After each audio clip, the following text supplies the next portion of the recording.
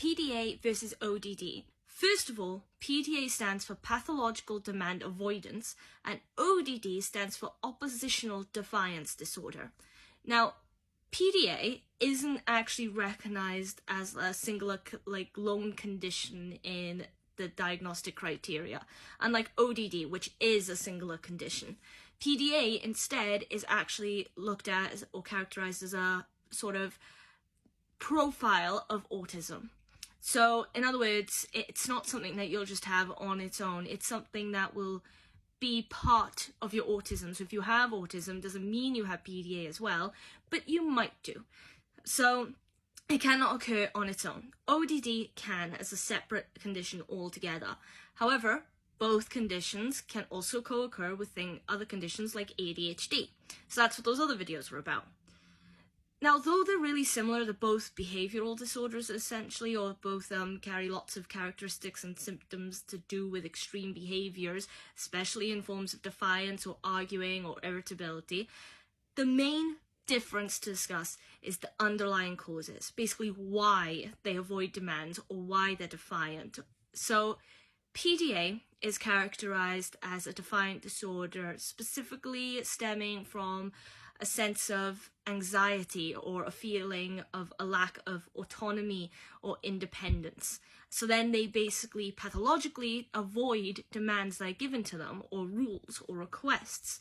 A lot of the time, using sort of like social strategies that they've picked up, kind of like how in autism it's common to mask by picking up on strategies that you see like displayed around you in everyday life from the people around you, even just in crowds.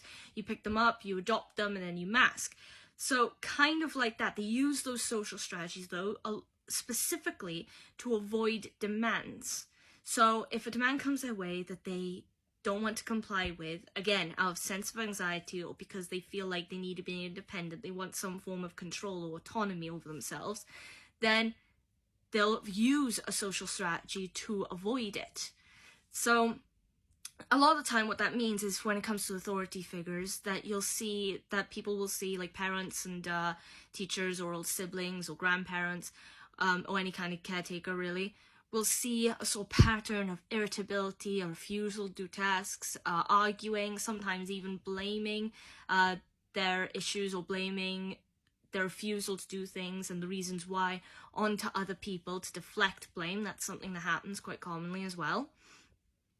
However, there are treatments for it, and like I said, this is where usually the biggest difference between it and ODD, because in ODD, so oppositional defiance disorder, it's actually characterized more as a sort of sense of trying to achieve a sort of form of control or being particularly adverse or defiant against authority figures because you feel like you want control over something. You want to feel a form of, how do I put it? So it's not just control, it's like you feel overwhelmed, and because you feel overwhelmed, you want to feel like you're in control of something, and you want to rebel against perceived unfairness. Now, a good example of that, and I'll base this one off my brother, because my brother has ODD, is by perceived unfairness. What I mean is, say if your parent were to, if you had ODD and your parent were to tell you, okay, you can't have this, or you're not allowed to do this, but you don't understand why. There are reasons why, or sometimes it could be something as simple as you're too young, or perhaps you haven't sort of built up enough trust from your parents for them to believe you're safe and you're aware when you're outside the home. Or if it's something in the house that you might not be allowed to do, like, or even if it's sometimes you're not allowed to stay up late, something like that, and you're going, hey, my older siblings stay up late, why can't I? And usually the difference is a practical difference, or to do with age, or perhaps they don't have school every day and you do. So because of those kinds of things where they expect an answer, they expect a reason so they can understand it, instead, if one can't be given that to them, or at least one that can't be given to them that they're satisfied with, then they will perceive that as being unfair. Basically, there is no reason for you to be telling them not to do something or why they can't do something. And because of that, then they'll become defiant and argumentative, even angry. In both conditions, there can also be displays of anger in terms of violent outbursts, not just verbally, but sometimes physically.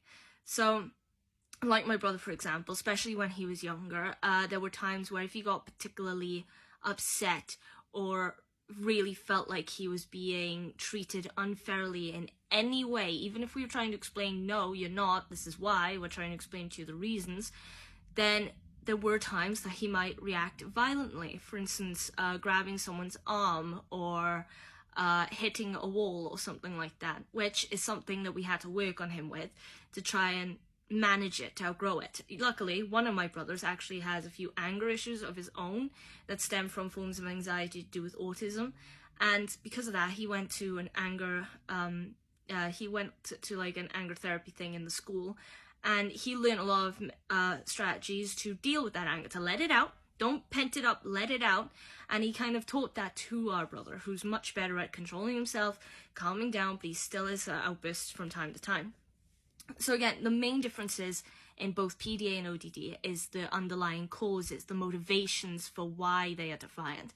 However, in both conditions, it is also common that these behaviors may present very obviously in the home, but not so severely outside the home and in places like school, which is something we've noticed also with my brother. In school, he can be quiet, he can be very talkative and get told off for that, and he can be late, but that's just normal everyday kid stuff. However, in terms of outbursts or being argumentative or feeling like he's being treated unfair or being irritable and angry towards the teachers, he doesn't do that.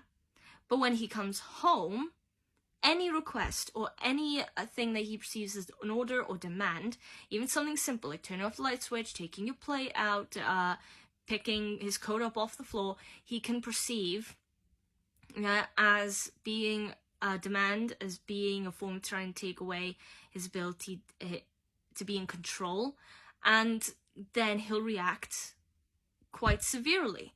So, like I said, both PDA and ODD can present like that in the home. Now, I'm not sure why, and I think I should do more research in that area.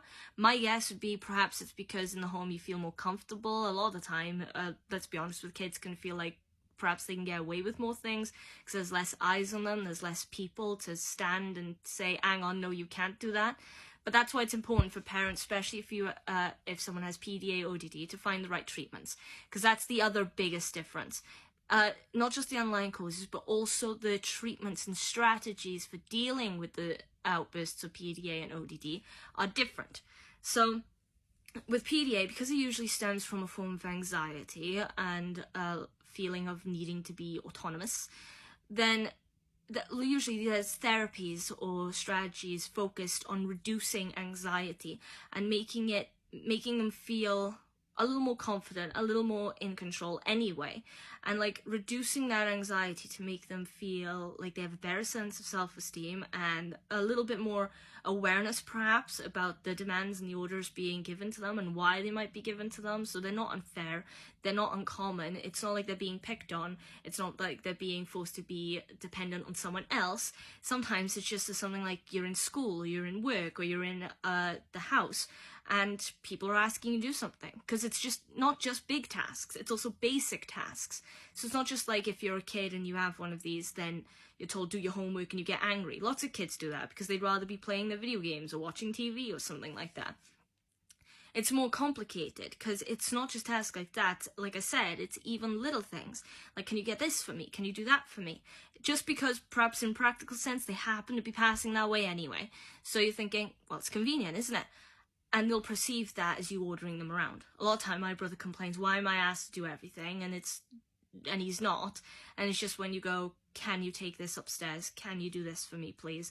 Just because he's there. Even, can you switch the plug on because he's by it? So that, but in ODD, the strategy is usually more focused on sort of behavioral strategies and methods to sort of help them understand why it is certain outbursts or behaviors might be inappropriate, to perhaps make them more aware of these things. And it's also to kind of try and allow them, get them to understand the position of an authority figure. So, but there's loads of different methods and strategies, and they're all complex and they're all unique, and it's the same with anyone with any kind of condition, because a lot of the time you need to find what works best for you. And one therapy might work great for someone else, but not for you, so you need another one. So if you have PDA or ODD and you're looking for strategies, then it's well worth looking into. Or if you have a kid perhaps, or someone you know has PDA or ODD and they're really struggling, because let's be honest, that amount of defiance for even basic tasks can become really detrimental in everyday life, and it's not pleasant for them.